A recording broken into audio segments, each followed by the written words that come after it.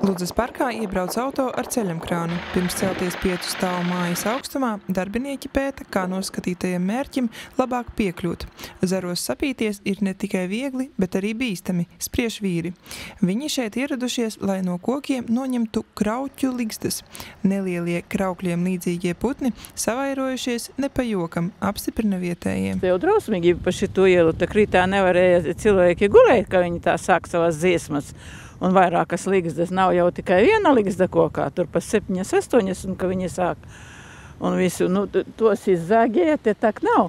Viņi tālāk pārvācās. Tad, kad uzplaukst visi koki, gribās staigāt pa parku, un ja tas nav iespējams, tad nav īpaši patīkami kā iedzīvotājiem, tas parks nav īsti apdzīvojams tajā brīdī.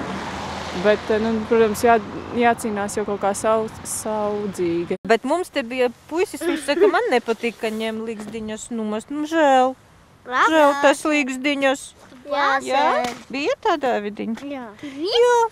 Krauķi ir gājputni. Ludzas parkā viņi neziemo, tāpēc Dabas aizsardzības pārvalde atļāvusi pašvaldībai 3 mēnešu laikā te nojaukt līdz 40 ligzdām. Tieši šādam skaitam atļauju prasījusi pašvaldība, norāda pārvaldē. Parkā kopumā varētu būt vairāk, apmēram 150 līdz 200 ligzdu. Iepriekš te uzstādīta speciāla ierīce krauķu atbaidīšanai ar skaņu.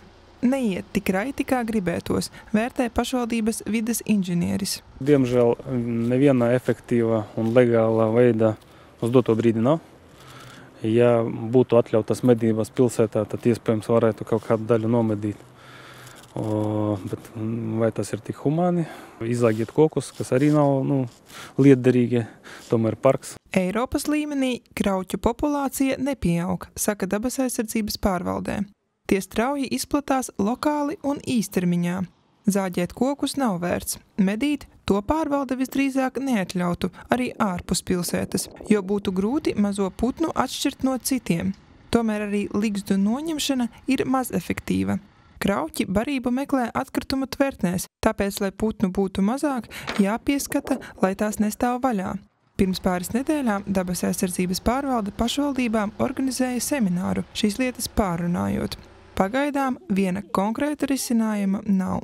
Dinie Himļanova, Māris Justs, Latvijas televīzija.